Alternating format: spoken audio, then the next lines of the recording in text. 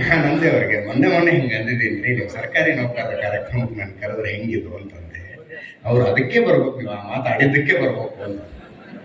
ಕರೆಯೋದು ಧೈರ್ಯ, ಬರೋದು ನನ್ನ ಧೈರ್ಯ. ವೇದಿಕೆಯ ಮೇಲೆ ಇರುವ ಎಲ್ಲ ಹಿರಿಯರೇ, ಲಿಂಗಾಲೇಶ್ವರ ಸ್ವಾಮೀಜಿಗಳೇ, ಇಂಥದ್ದೊಂದು ಇದು ಈ ಕಾರ್ಯಕ್ರಮಕ್ಕೆ ಬರೋದು ಅಂದರೆ ಸ್ವಾಮಿ ಕಾರ್ಯ ಸ್ವಕಾರ್ಯ ಎರಡು ಕಾರ್ಯಕ್ರಮಕ್ಕೆ ಬಂದಂಗೂ ಆಯಿತು. ನಮ್ಮ ಊರಿಗೆ ನಾವು ಬಂದಂಗೂ ಆಯಿತು. ಬರಬೇಕು ಅಂತ ನಮಗೆ ತುಡಿತಾ, ಕ್ಲಾಸಲ್ಲಿ 40 ಜನ ಇರ್ತಾರೋ, 50 ಜನ ಇರ್ತಾರೋ, 100 ಜನ ಇರ್ತಾರೋ, ಅವ್ರ ಜೊತೆಗೆ ನಮ್ಮ ಕಾಂಪಿಟೇಷನ್, ಎಕ್ಸಾಮ್ ಬರೀತೀರಿ. ನಿಮ್ಮ ಕಾಂಪಿಟೇಷನ್ನು ಕರ್ನಾಟಕದ ಯಾವ ಮೂಲೆಯಲ್ಲಾದರೂ ಇರಬಹುದು. ಯಾರೋ ಅಪರಿಚಿತರ ಜೊತೆಗೆ ನೀವು ಕಾಂಪೀಟ್ ಮಾಡ್ತಾ ಇರ್ತೀರಿ. ಅದಾದಮೇಲೆ ಯಾವುದೋ ನೀಟ್ ಅಂತ ಬರೀತೀರಿ, JEE ಅಂತ ಬರೀತೀರಿ. ಇಡೀ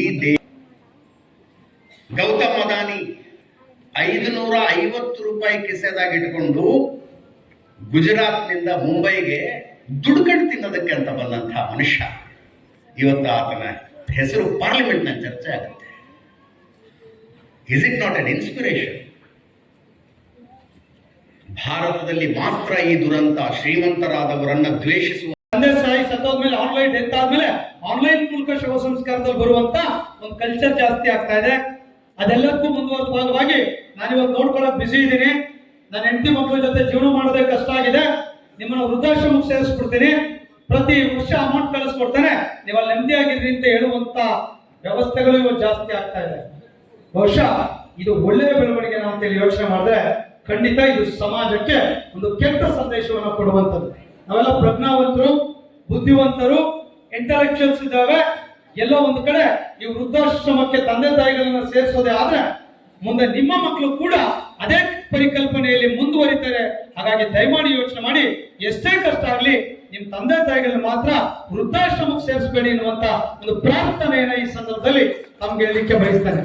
ಇಷ್ಟು ಪ್ರಮುಖವಾಗಿರುವಂತಹ ವಿಚಾರಗಳನ್ನ ತಮ್ಮೊಟ್ಟಿಗೆ ಚರ್ಚೆಯನ್ನ ಮಾಡ್ತಾ, ಬಹುಶಃ ತುಂಬಾ ಹೆಚ್ಚಿಗೆ ಮಾತಾಡ್ಲಿಕ್ಕೆ ಹೋಗೋದಿಲ್ಲ. ನಾ ಬಹಳ ಸಂದರ್ಭದಲ್ಲಿ ಸೋಷಿಯಲ್ ಮೀಡಿಯಾ ಇರ್ಬೋದು, ವಾಟ್ಸಪ್ ಅಲ್ಲಿ ಇರ್ಬೋದು, ಅನೇಕ ಕಾರ್ಯಕ್ರಮಗಳಲ್ಲಿ ಸಂಘಟನೆ ಇರ್ಬೋದು, ನೌಕರು ಇರ್ಬೋದು, ಮಕ್ಕಳಿರ್ಬೋದು, ಸಾಕಷ್ಟು ವಿಚಾರಗಳನ್ನ ನಾನು ಚರ್ಚೆ ಮಾಡ್ತಾ ಇರ್ತೀನಿ, ಪ್ರಸ್ತಾಪ ಮಾಡ್ತಾ ಇರ್ತೀನಿ. ಒಂದಿಷ್ಟು ನಮ್ಮ ಮೇಲೆ ನಂಬಿಕೆ ಇದೆ, ಭರವಸೆ ಇದೆ. ಇವತ್ತು ಇಡೀ ರಾಜ್ಯದಲ್ಲಿ ಯಾವ ರೀತಿ ಭರವಸೆ ಅಂದ್ರೆ, ನಾವೇನಾದ್ರೂ ಒಂದು ಡಿಸಿಷನ್ ತಗೊಂಡ್ರೆ ತಾವೆಲ್ಲ ಕೂಡ ಒಪ್ಕೊಳ್ತೀರಾ. ಯಾವ್ದಾದ್ರು ಒಂದು ಹೋರಾಟಗಳ ತೀರ್ಮಾನ ತಗೊಂಡ್ರೆ ನಮ್ ಜೊತೆ 100ಕ್ಕೆ 100 ಬೆಂಬಲವನ್ನ ಕೊಡ್ತೀರಾ.